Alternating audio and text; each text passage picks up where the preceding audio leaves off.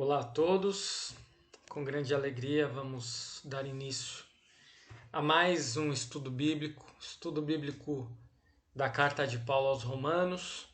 Romanos capítulo 9 será o alvo de nosso estudo de hoje e eu saúdo a todos para iniciarmos este estudo em nome do Deus Triuno, Pai, Filho e Espírito Santo. Amém. Vamos iniciar também com uma oração. Santo Deus, amado Pai, como é bom termos tido um dia em que podemos olhar para trás e saber que o Senhor nos preservou de inúmeros perigos, que o Senhor nos concedeu comida, trabalho, lar, amigos, familiares. Nós temos proteção também de enfermidades, da pandemia e de outras situações piores. Podemos dar graças a Ti. E podemos dar graças ainda por essa noite termos a oportunidade de estudarmos a Tua Palavra.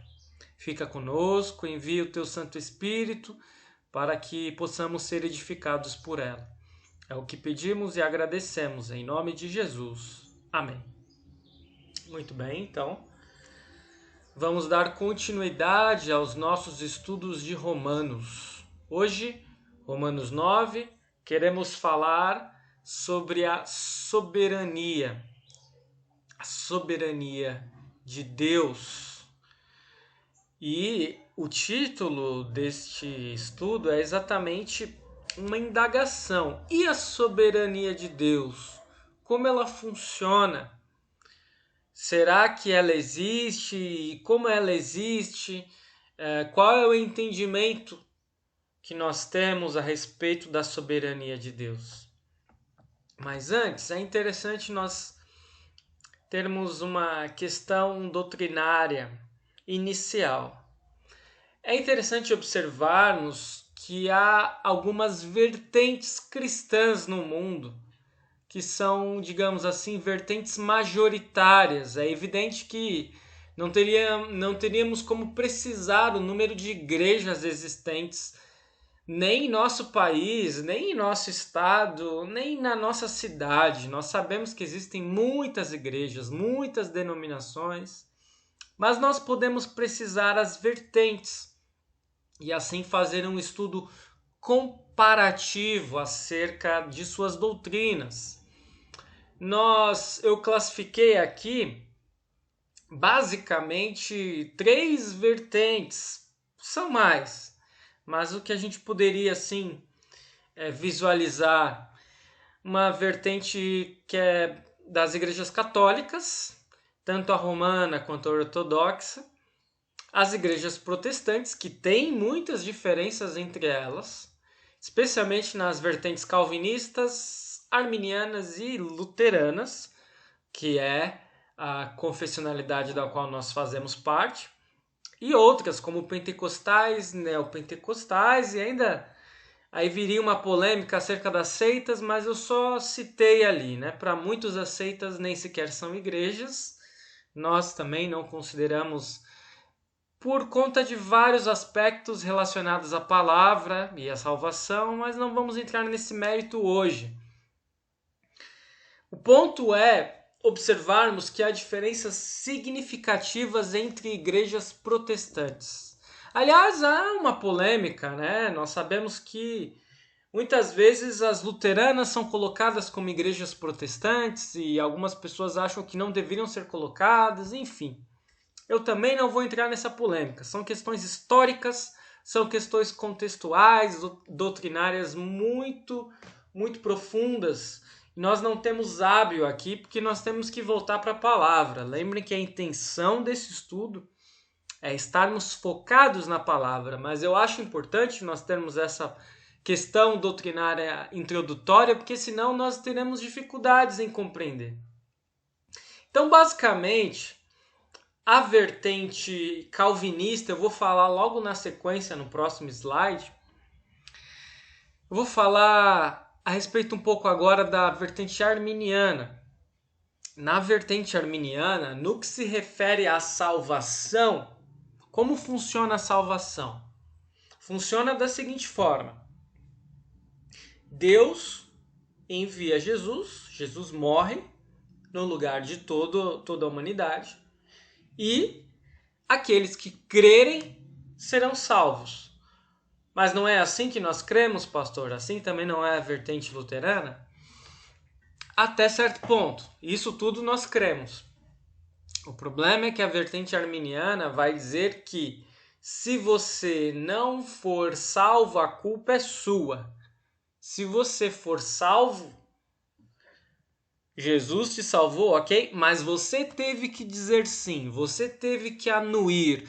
E aí nós lembramos de músicas e até de pregações que sempre tem um momento final de aceitação. Você aceita Jesus? E aí a partir do momento que você diz sim, então você tem salvação.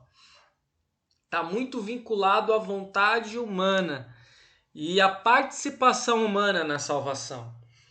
Se você é salvo, a culpa é sua. Esse é o resumo. Se você, aliás, parcialmente sua, se você é salvo. Se você é condenado, a culpa é inteiramente sua. Isso na visão arminiana. Que poderíamos falar quais denominações seguem essa visão. Denominações especialmente da linha batista, poderíamos dizer assim. Mas também outras vertentes, outras denominações. A nossa visão luterana é que se você for condenado, a culpa é sua por você não ter acreditado, não ter crido. Porém, se você é salvo, você não tem nenhum mérito na salvação. Não há nenhuma parcela de responsabilidade na sua decisão. Quando nós anuímos, quando nós dizemos eu creio, não é pela minha própria vontade. Como nós vimos no último domingo, na explicação de Lutero do 3º artigo do Credo, que ele fala, eu creio que pela minha própria razão ou força não poderia crer. Correto? Ou seja, a visão arminiana é tudo com o ser humano, ou quase tudo. A visão luterana é parcial. Se eu sou condenado, a culpa é minha. Se eu sou salvo, eu não tenho culpa nenhuma nisso, é graças a Deus. E a visão calvinista? A visão calvinista é o oposto da arminiana. Se na arminiana tem muito de parcela de responsabilidade humana, na calvinista não tem parcela de responsabilidade humana praticamente nenhuma, poderíamos dizer assim, né? Se nós olharmos os 5 pontos do calvinismo, que é o que se chama de TULIP, que é um acróstico em inglês para as palavras Total Depravity, Unconditional Election, Limited Atonement, Irresistible Grace e Perseverance of the Saints, que são em português depravação total, eleição incondicional, expiação limitada, graça irresistível e perseverança dos santos. Ou seja, quando alguém crê, essa pessoa crê porque Deus elegeu essa pessoa, é uma eleição incondicional. Jesus morreu não pela humanidade, por isso é expiação limitada. E assim, as pessoas que foram eleitas não podem resistir a essa salvação. A graça de Deus para essas pessoas eleitas é irresistível. Irresistível. A depravação total nós cremos também. E a perseverança dos santos já é um aspecto um pouco diferenciado e que nós não cremos também e não entra assim tanto nessa nossa questão de hoje. O que eu mais reafirmo para vocês, e aí nós observamos as denominações principais que seguem o TULIP, os 5 pontos do calvinismo, são as igrejas presbiterianas, são as igrejas reformadas, são as igrejas congregacionais. Congregacionais, não congregação cristã do Brasil, isso é diferente. Então essas igrejas, elas são orientadas por esses pontos que basicamente vão dizer respeito à soberania de Deus, que é o nosso tema de hoje. Então eu não vou mais ficar falando a respeito de tanta doutrina, já são 10 minutos de introdução, eu já vou partir direto para o texto bíblico. Mas isso vai voltar. E aí vocês verão por que eu fiz essa introdução doutrinária, talvez meio pesada para algumas pessoas. Vamos então para Romanos 9. Romanos 9, 1 a 18 tem lá como subtítulo Deus e seu povo.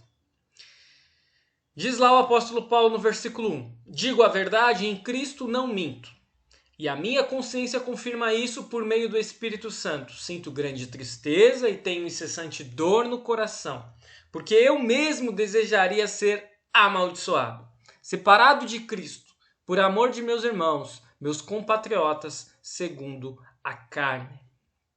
O apóstolo Paulo está compartilhando, no capítulo 9 de sua carta aos Romanos, uma tristeza que ele tem. Uma grande tristeza, a sua maior tristeza. Ele desejaria, se possível, se pudesse, por suas mãos, por suas ações, modificar esse quadro, ele desejaria ser amaldiçoado e separado por Cristo, diz Paulo. Talvez um recurso retórico, né? Ele não quisesse exatamente ser separado por Cristo de forma alguma, acho que ninguém quer. Quem é cristão sabe que nós não somos nada sem Cristo, mas o ponto é que o apóstolo Paulo carrega tamanha tristeza que ele está dizendo que eu trocaria até isso, até Cristo, se eu pudesse modificar esse quadro, essa maior tristeza que eu tenho. Qual é a maior tristeza de Paulo? Eu não vou responder agora. A sequência do texto diz: são israelitas, diz o versículo 4 e 5, a eles pertence a adoção, assim como a glória, as alianças, a promulgação da lei, o culto e as promessas. Deles são os patriarcas e também deles descende o Cristo, segundo a carne, o qual é sobre todos, Deus bendito para sempre. Amém. A tristeza de Paulo era os israelitas.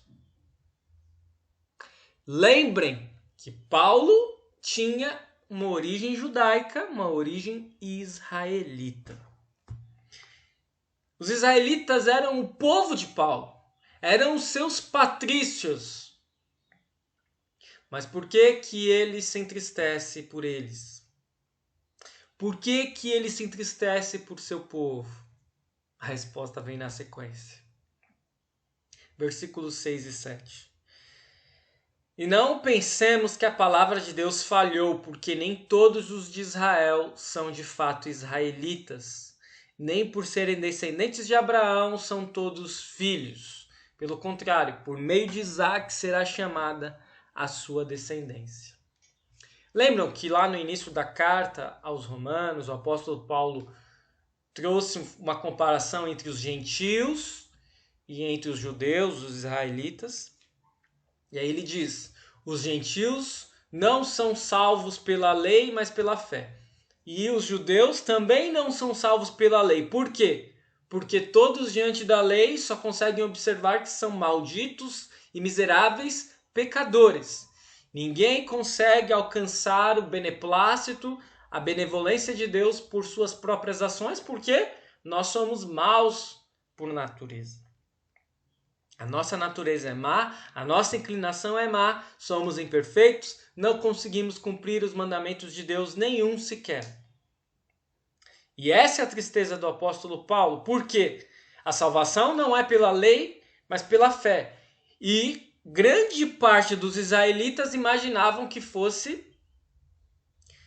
conseguissem o beneplácito de Deus, que conseguissem o aval, a aprovação de Deus pelo cumprimento da lei. E aí o apóstolo Paulo vai dizer: nem todos os que são de Israel de fato são israelitas. Como assim?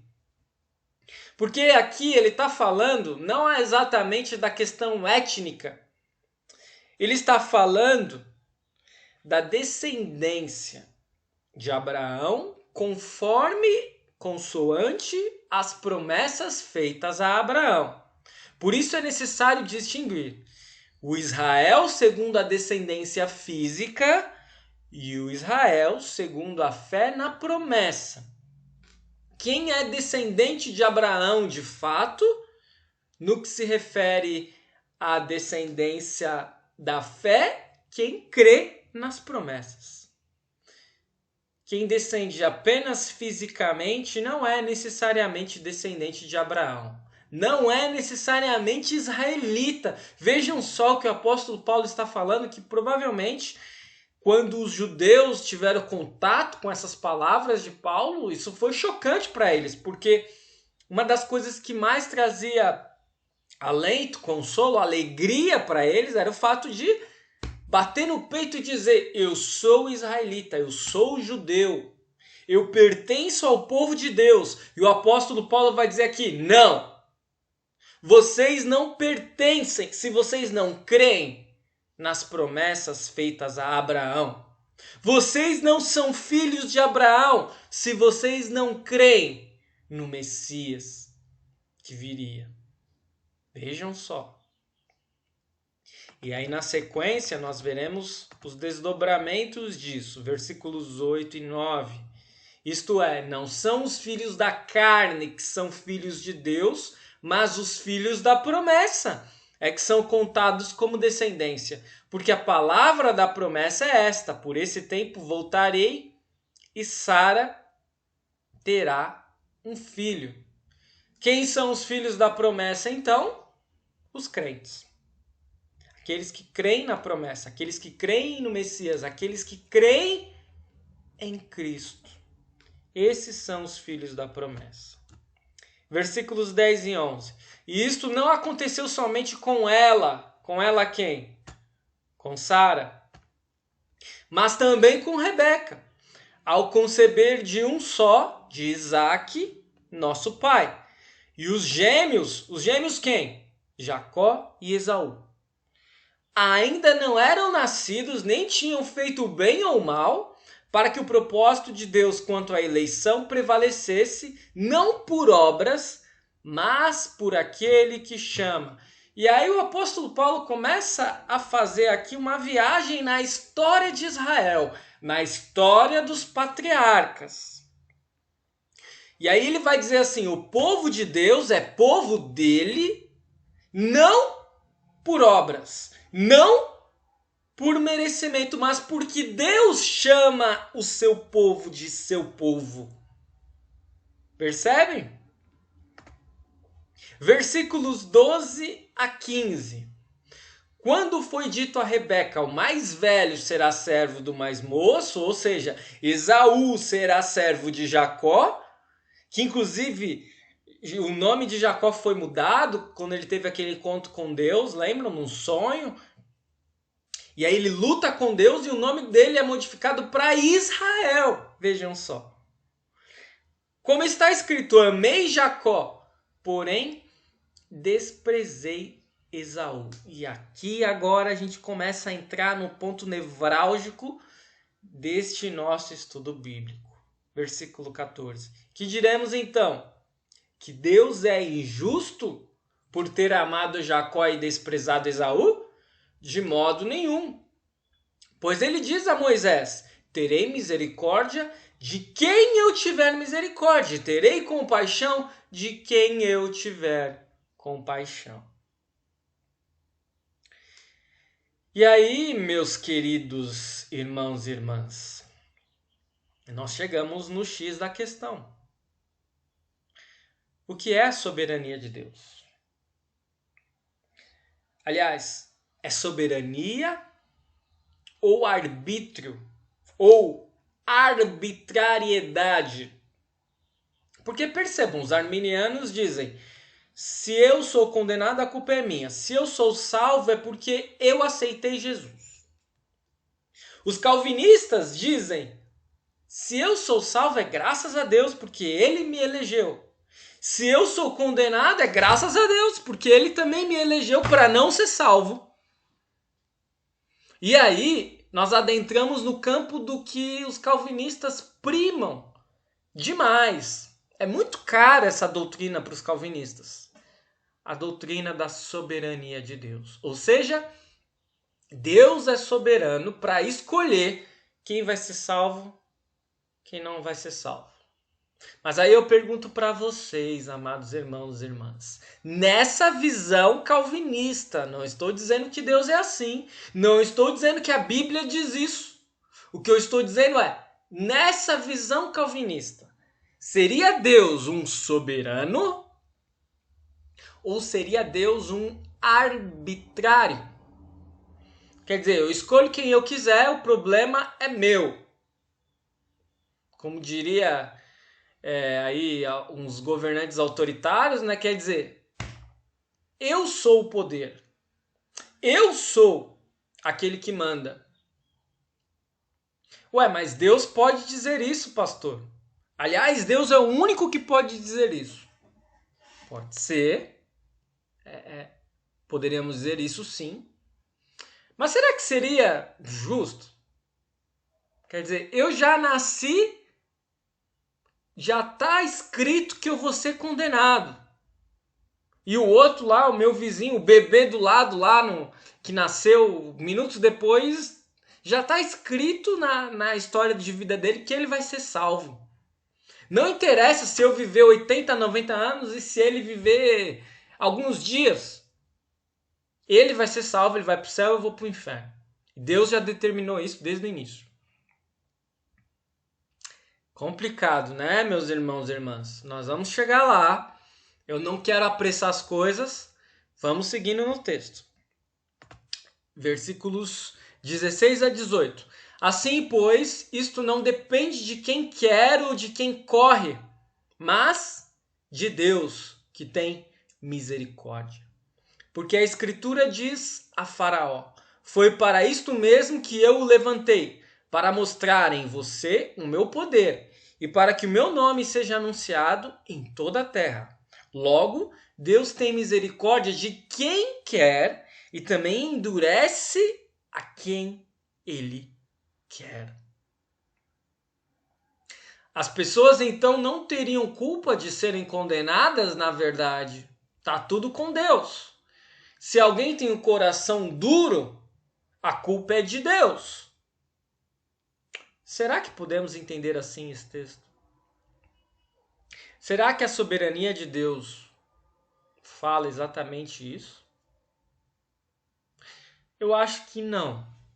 Meus amados irmãos e irmãs, a nossa perspectiva luterana sobre esse texto, sobre a soberania de Deus, não é essa.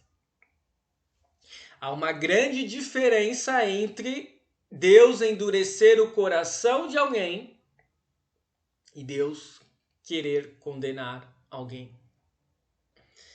Nós sabemos que o faraó teve o seu coração endurecido por Deus e nós sabemos que apenas depois da 10ª praga jogada sobre o Egito que ele permitiu que o povo saísse do Egito, o povo hebreu.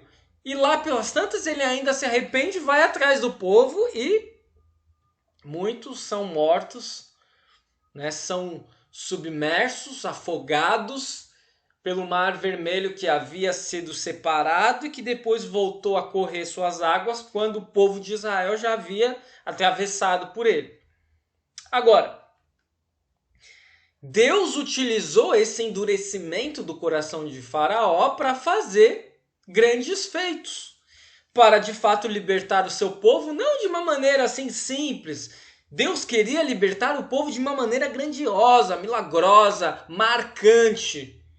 É um marco na história do povo de Israel, é um marco bíblico.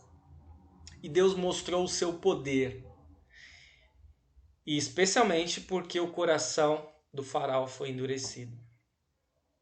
Um outro exemplo, e aí é onde eu quero chegar especialmente, não quero falar tanto do faraó, é Judas e Pedro. Porque vocês lembram, meus amados irmãos e irmãs, que Jesus já havia dito que alguém iria traí-lo, lá naquela quinta-feira santa, na noite antes de ser preso, lá na mesa da Santa Ceia. E É interessante também que tudo isso é profecia, é cumprimento de profecia que já tinha sido feito lá no Antigo Testamento. E nós sabemos que quem traz Jesus é Judas. Ok? Foi predito que haveria um traidor. Jesus afirmou que um dos 12 discípulos seria o traidor. Judas traz Jesus.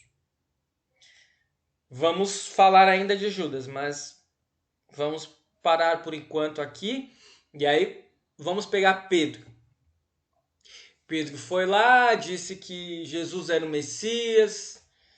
Pedro disse que jamais abandonaria Jesus. E aí Jesus prediz o quê? Que Pedro negaria 3 vezes. E aí é que fica a pergunta. Pedro negou Jesus 3 vezes por vontade própria? Ou porque foi predito por Jesus? Já estava escrito, não tinha como ele não negar Jesus. Nós não sabemos. Racionalmente falando, nós não temos resposta. O que nós podemos dizer é que Jesus não queria nem que Judas fosse condenado e nem que Pedro fosse condenado.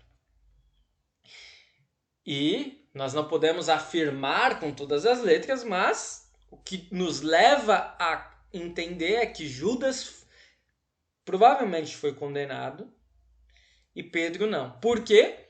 Porque Pedro se arrependeu. Pedro se arrependeu e depois trabalhou pelo Evangelho, propagou a mensagem salvadora, pediu perdão a Jesus. E Judas sentiu remorso, mas ele não se arrependeu. Por isso ele se suicidou. Por isso nós imaginamos que, infelizmente, ele não se salvou, ainda que não possamos afirmar com todas as letras de forma categórica. E jamais afirmarmos isso a respeito de alguém que se suicida. Portanto, foi predito o que ia acontecer com Judas e Pedro. O que eles fariam? Um trairia Jesus, o outro negaria Jesus. Mas não quer dizer que já estava certa a condenação dos dois. Na verdade, Deus deseja a salvação de todos. Mas alguns não são salvos. Por quê? Porque infelizmente não se arrependem. É o caso de Judas. Versículos 19 a 21. Mas você vai me dizer, por que Deus ainda se queixa? Pois quem pode resistir à sua vontade? Mas quem é você, caro amigo, para discutir com Deus? Será que o objeto pode perguntar a quem o fez, por que você me fez assim? Será que o oleiro não tem direito sobre a massa para do mesmo barro fazer um vaso para a honra e outro para a desonra? O ponto em que nós convergirmos, nós, quando eu digo nós luteranos, convergimos com os calvinistas a respeito da soberania de Deus é esse. Nós não devemos discutir com Deus. O que ele decidiu está decidido. Ou o que ele permitiu. Às vezes não é que ele quis daquela forma, mas ele permitiu que fosse daquela forma. E aí não adianta discutirmos com Deus. Quem somos nós, o barro, para discutir com o oleiro? E aí nesse campo, nós confiamos na soberania de Deus. Se ele decidiu por algo, se ele permitiu que algo acontecesse, graças a Deus, vamos seguir. Se ele permitiu que uma pandemia ocorresse em nosso mundo, vamos seguir. Nós estamos dentro da soberania de Deus. Ele sabe o que faz. Ele sabe por que ele permitiu que isso ocorresse. Nós sabemos que existem várias coisas ocorrendo em nosso mundo. Existem muitas pessoas morrendo, é verdade, isso é lamentável. Precisamos lamentar por todas as mortes. Não podemos deixar de lamentar. Cada vida humana tem um valor inestimável, inclusive para Deus.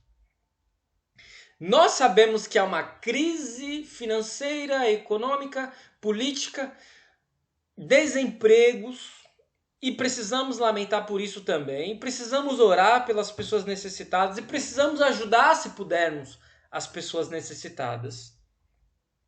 Agora, há coisas boas ocorrendo nesse tempo? Parece que sim. Algumas pessoas diminuíram a velocidade em que a vida estava estava ocorrendo, estava simplesmente passando, e muitas vezes as pessoas deixando de se apegar ao que de fato tem valor, simplesmente tendo pouca convivência familiar. O mundo estava sendo mais poluído e muitas outras coisas que poderíamos levantar aqui. Quer dizer, nem tudo é só ruim, nem tudo é só bom. A gente precisa sempre dar uma olhada nos dois lados, e Deus, às vezes, ele pode não querer que algo aconteça, mas ele se utiliza daquilo que ele permite acontecer para o bem. E isso ocorreu tantas e tantas vezes na história da humanidade, na história do povo dele, na história da Bíblia. Nós observamos isso.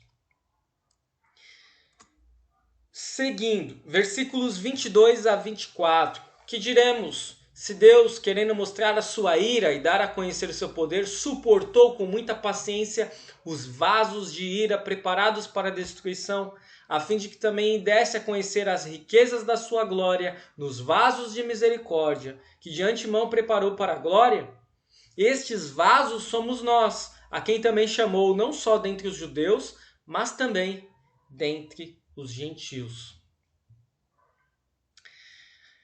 Precisamos lembrar que somos frutos também da soberania de Deus. Deus é soberano, sim, para nós continuarmos vivos aqui ou não. Deus é soberano, sim, se Ele quiser a nossa salvação ou não. Apesar que nós olhamos em outros textos que demonstram que Deus deseja a salvação de todos. Agora, Ele poderia simplesmente dizer, não, esse eu não quero salvar. Porque é com Ele, é com Deus. Esse é um ponto de convergência ainda nossa com os calvinistas sobre a soberania de Deus. Só que Ele não faz isso. E aí é que nós nos diferenciamos. Ele não escolhe o Pedro e deixa de escolher Judas. Apesar de um ser salvo, o outro não. Se é que isso de fato ocorreu, mas vamos levantar a hipótese que é desse modo. Se Deus fizesse justiça conforme desejamos, o que ocorreria conosco? Comigo, com vocês? Eu não estaria aqui conversando com vocês. Eu não mereço viver um minuto a mais. Eu não mereço ser salvo. Mas Deus e a sua soberania não são assim. Deus é misericordioso. Deus é paciente. Nós somos vasos da misericórdia de Deus e não vasos da ira de Deus. E isso precisa ficar claro. E isso nos diferencia da visão calvinista reformada.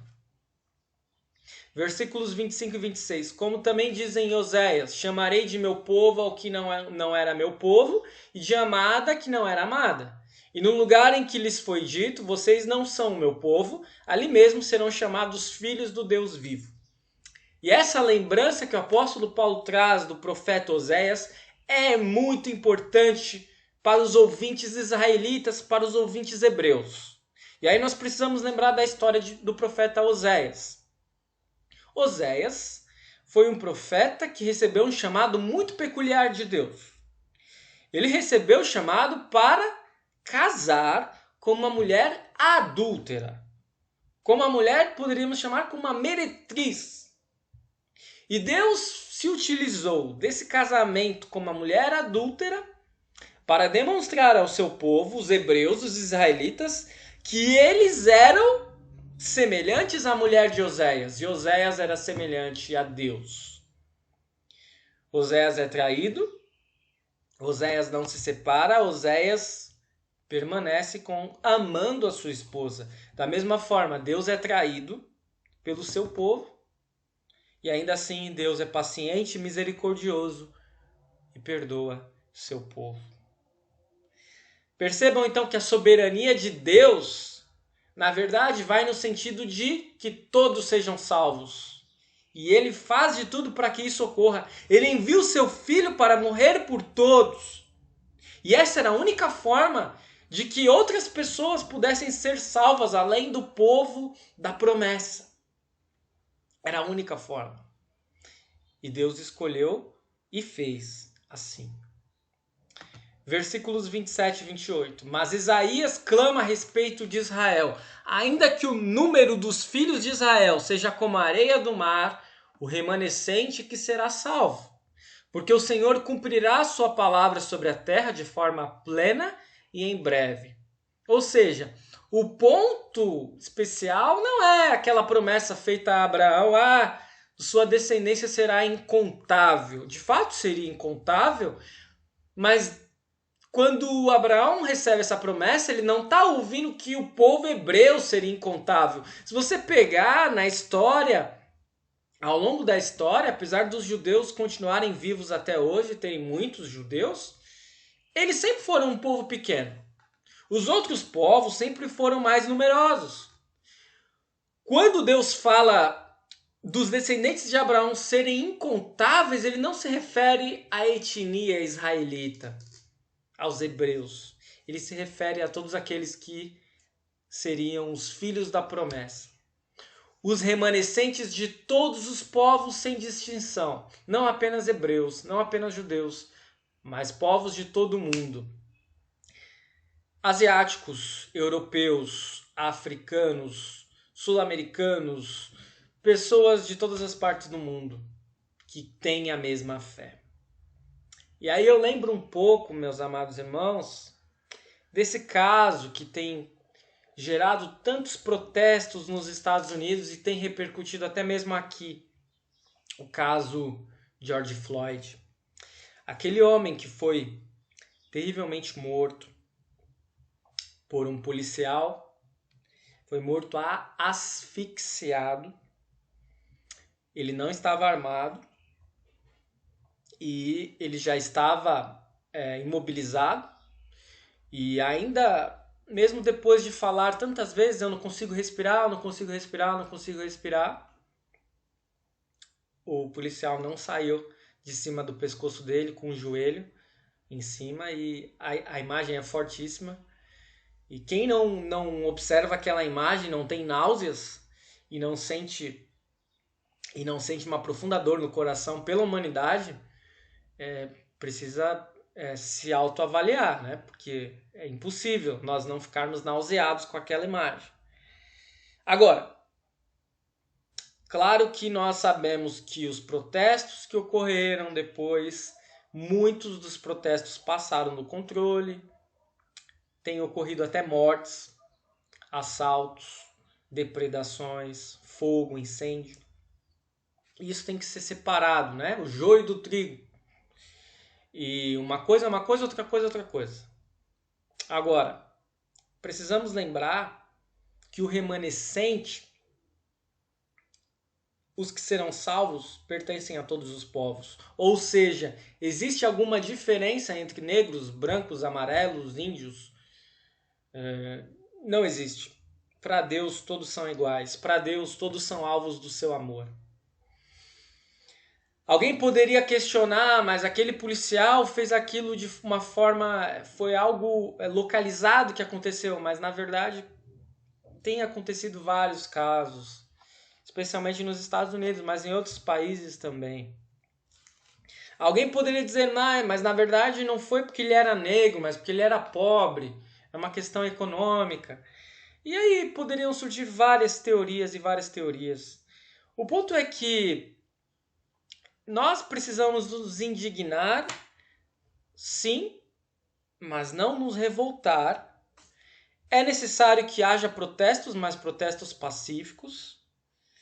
E precisamos observar também que muitas coisas que deveriam ser ditas não foram ditas. Muitas perguntas que deveriam ser feitas não foram feitas. Por exemplo, por que aquele homem estava possivelmente fazendo uma compra com um dinheiro ilícito, falso? Até que ponto aquele dinheiro era de fato falso? George Floyd tinha emprego, depois perdeu emprego por conta da crise. Será que ele estava recebendo ajuda? Quantas pessoas dependiam dele? Nós sabemos que George Floyd era cristão. Ele frequentava a igreja. Por que será que ele tomou uma atitude dessa? O que está por trás disso? O que está por trás da violência do policial? Por que os policiais, por vezes, passam dos limites? Nenhuma dessas perguntas foram feitas. Porque quando as pessoas acabam passando dos limites do ódio e da vingança, aí nós acabamos muitas vezes perdendo a razão. Porque o que deve ser buscado é a justiça sempre, nunca a vingança. A vingança sempre causa problemas, sempre piora os quadros, não é verdade? Eu tinha visto que tinha morrido 4, 5 pessoas já em protestos. Quer dizer, ao invés de uma pessoa morta, já tem 4, 5 pessoas a mais, se é que não terão mais. A gente tem que tomar muito cuidado. Sempre repudiar o racismo, sempre observar que Deus ama a todos indistintamente, mas protestar de forma pacífica. E aí nós fugirmos dos extremos. Os extremos são sempre perniciosos, perigosos. Mas lembrar sempre que Deus ama a todos indistintamente. Versículo 29. Como Isaías já disse, se o Senhor dos Exércitos não nos tivesse deixado descendência, nós nos teríamos tornado como Sodoma e semelhantes a Gomorra. O que aconteceu com Sodoma e Gomorra? Foram destruídos completamente. Quer dizer, se o Senhor dos Exércitos não nos tivesse deixado descendência, que descendência é essa? A descendência de Abraão, a descendência da promessa. Se não fosse pela bondade de Deus, era para acontecer o que conosco? A mesma destruição que ocorreu com Sodoma e Gomorra. Versículos 30 e 31. Que diremos então? Que os gentios que não buscavam a justificação vieram a alcançá-la, a saber, a justificação que decorre da fé, e que Israel, que buscava a lei de justiça, não chegou a atingir essa lei. Ou seja, um pouquinho de mais do mesmo, mas Paulo ele é bem prolixo naquilo que é importante. Ele fala praticamente em todos os capítulos da Epístola aos Romanos, pela lei ou pela fé, são os únicos caminhos que podemos percorrer para buscarmos salvação. Não há nada além disso. Não depende qual a sua etnia, qual a sua religião, qual a sua origem. Ou você quer ser salvo pela lei, ou você quer obter salvação pela fé. E nós sabemos que apenas um desses caminhos conduz à salvação. A fé. Versículos 32 e 33, já os finais. Por quê? Porque não a buscou pela fé, mas como que por obras. Tropeçaram na pedra de tropeço, como está escrito. Eis que ponho em Sião uma pedra de tropeço e rocha de ofensa, e aquele que nela crê não será envergonhado. E aqui nós observamos que o apóstolo Paulo finaliza o capítulo falando da sua maior tristeza. Qual a maior tristeza do apóstolo Paulo? Dos israelitas terem tropeçado na pedra de tropeço. A que pedra Paulo se refere? Quem é a pedra? A pedra angular é Cristo. Se nós cremos em Cristo, nós estamos bem firmados nessa pedra, nós somos edificados, nós somos salvos. Se nós não cremos em Cristo, a pedra que era para ser angular, ela passa a ser pedra de tropeço. E a pedra, Cristo Jesus, é tropeço para os judeus, para os israelitas, porque eles não creem em Jesus. O que Lutero fala a respeito da soberania e da salvação? E aí nós vamos retomar tudo aquilo que nós vimos no início. E aí vocês vão ver que o quebra-cabeça vai assim ser preenchido e nós vamos conseguir entender melhor por que eu comecei falando de doutrina de outras igrejas, de outras teologias. Diz Lutero: porque Deus não converte todo mundo. Se Deus não deseja a nossa morte, o fato de perecermos deve ser imputado à nossa própria vontade. pois ele quer que todos os homens sejam salvos, porque ele chega a todos pela palavra da salvação e a vontade que não recebe é falha. Como ele diz em Mateus 23:37, quantas vezes eu quis ajuntar teus filhos e não quiseste. Mas porque Deus não tira ou altera essa falha de vontade em todas as pessoas, visto que não é do poder do homem fazê-lo, ou porque ele coloca a responsabilidade do homem, o que o homem não pode evitar. Não temos permissão para investigar, diz Lutero. E mesmo que você investigasse muito, nunca descobriria. Como Paulo diz em Romanos 9:21. Quem é você para discutir com Deus? O que é tudo isso, meus irmãos? Lutero está dizendo, se você não é salvo porque você não aceita o evangelho, você rejeita o evangelho. E aí você não é salvo, a culpa é sua. Se você é salvo, é graças a Deus que te deu a fé. Mas por que algumas pessoas recebem a fé, recebem a capacidade de aceitar a fé e outras pessoas não? É o que ele pergunta ali, mas por que Deus não tira ou altera essa falha de vontade em todas as pessoas? Nós não sabemos, diz Lutero. Nós não temos permissão para investigar. E mesmo que investigasse, Paulo diz em Romanos 9:20, quem é você para discutir com Deus? Complicado isso? Vamos retomar as vertentes, as 4 vertentes distintas na teologia. A teologia católica romana vai dizer o quê? Se você é condenado é porque você não crê. Você não crê, você não segue a doutrina católica. Se você é salvo, é porque você não apenas aceitou e creu, mas também porque você realizou boas obras. Lembrem-se sempre que a doutrina católica ela está respaldada por obras. Continua sendo assim. A reforma não modificou isso. As obras demonstram não apenas a sua fé, mas elas contam pontos para a sua salvação, digamos assim. Estou aqui falando num linguajar muito simplificado, de uma forma muito resumida, né? Não assim, não é a doutrina oficial, conforme está escrita. Não, estou trazendo de uma forma bem simples mesmo. Eventualmente podem ter discussões, podem ter católicos que vão dizer não, mas não é assim. Podem ter vertentes católicas diferentes. Eu estou falando da majoritária, ok? Calvinista. Deus elegeu alguns para condenação e outros para salvação. Fim de papo. É tudo com Deus. Arminiana. Se eu não aceito, eu sou condenado, a culpa é minha. Se eu aceito, eu sou salvo, graças a Jesus, com a minha participação.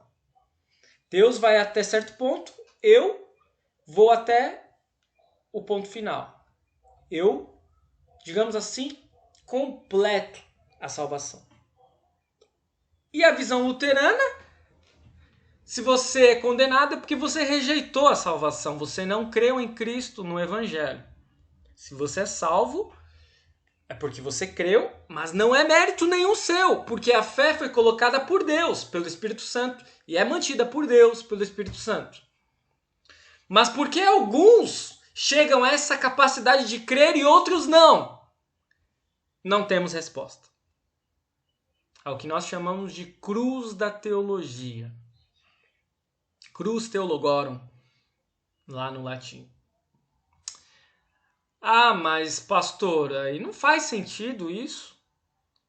É muito mais racional nós acreditarmos nas outras 3 doutrinas, da doutrina católica romana, a doutrina calvinista, a doutrina arminiana. Por que vocês creem em algo que é a visão menos racional das 4? É simples, porque pela nossa interpretação bíblica, visão bíblica, não é possível afirmar que os católicos afirmam de que as obras elas trazem mérito e ajudam na salvação. Não é possível afirmar o que os calvinistas afirmam de que Deus selecionou algumas pessoas para salvação e outras pessoas para condenação. Biblicamente falando, não acreditamos nisso. Não é possível falarmos o que os arminianos afirmam de que se eu sou salvo, eu tenho a contribuição, porque eu tenho que aceitar, eu tenho capacidade humana para isso. E daí nós ficamos com a visão luterana, que pode ser a menos racional, mas que pelo nosso ponto de vista é a mais bíblica. E aí o que nós vamos fazer com tudo isso, meus amados irmãos e irmãs? Conclusão, a soberania de Deus, ela existe. Deus é soberano, Ele tem poder para acabar com a minha vida agora mesmo. Ele tem poder para me levar ao céu, como Ele levou Elias. Agora, a soberania de Deus não pode explicar o fato de nem todos serem salvos. Não é que Deus determinou isso, eu quero salvar o Rômulo e não quero salvar o Jacó. Não. Não há explicação racional. Por quê? Porque quando nós adentramos seriamente em determinadas questões teológicas, bíblicas, a nossa racionalidade não é capaz de compreender tudo. O que podemos fazer na perspectiva luterana de que há apenas um caminho para a salvação, que é Cristo Jesus? Todos os outros caminhos não são possíveis. Ah, pastor, então você está falando que só os luteranos vão ser salvos? Não, não estou falando isso. Porque na Igreja Católica, na Igreja Calvinista, na Igreja Arminiana, nas denominações que seguem essas vertentes, quando se prega a Cristo, a fé pode ser criada e mantida ali e a pessoa é salva. O ponto aqui não é salvação em si. O ponto é visão sobre como as pessoas podem ser salvas ou não. E sob este viés luterano, qual a nossa perspectiva? De que para que alguém seja salvo, precisa crer em Cristo. Para crer em Cristo, a palavra precisa ser pregada, porque a fé vem pelo ouvir. E quem vai pregar a palavra? Eu, você, todos os cristãos. Portanto, nós precisamos viver como se a salvação do meu próximo dependesse de mim, do meu testemunho, por palavras e ações. A soberania de Deus poderia ser tal ao ponto dele salvar a todos e ninguém ir para o inferno? Não é isso que diz a Escritura Sagrada. E Deus sempre deixou o ser humano à vontade, até desde lá do jardim, para escolher se queria de fato seguir a sua vontade e ser salvo ou não. Agora, ele tem poder para dizer, não, de agora em diante eu vou levar todo mundo, não existe mais inferno, acabou tudo. Claro que tem. Ele é soberano para isso. Mas não é isso que está escrito. E nós não devemos viver como se isso fosse ocorrer. Nós devemos viver como se, de fato, que diz as Escrituras Sagradas. Quem crer em Jesus será salvo, quem porém não crer será condenado. E aí, viver conforme isso significa testemunhar, fazer missão, evangelizar por palavras e ações. Ter isso como nosso principal objetivo de igreja, principal objetivo de caminhada cristã, de discipulado, principal objetivo de vida. Percebam, estudar a soberania de Deus é um desafio. Eu tenho certeza que você deve ter ficado com dúvidas. Envie essas dúvidas para mim depois. Ou quem sabe reveja esse estudo, mas perceba que a principal conclusão que precisamos chegar é que Deus quer a salvação de todos, mas nem todos serão salvos porque nem todos creem. E nós precisamos nos esforçar ao máximo para que o máximo possível de pessoas possam crer. Beleza? Vamos concluir com uma oração? Santo Deus, amado Pai, como é bom ouvirmos a Tua palavra, sabermos que somos salvos unicamente pela Tua misericórdia, pela Tua bondade. Se não fosse por isso, já teríamos morrido, já teríamos sido condenados, mas o Senhor não permite que isso ocorra, o Senhor nos ama, o Senhor envia o Seu único Filho para nos salvar, cumprir a lei em nosso lugar, morrer em nosso lugar. E o Senhor deseja que, uma vez que somos transformados em Teus filhos, nos discípulos de Cristo, que nós possamos testemunhar, que nós possamos falar para o máximo possível de pessoas de que só Cristo Jesus traz salvação.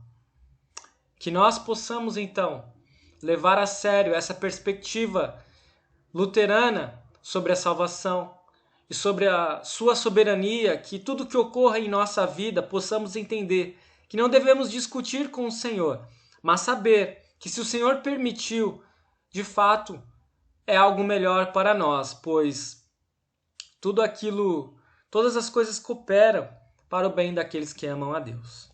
Por tudo isso, nós te pedimos, te agradecemos em nome de Cristo Jesus, nosso Senhor e Salvador, e que Ele abençoe a todos que estão em seu lar.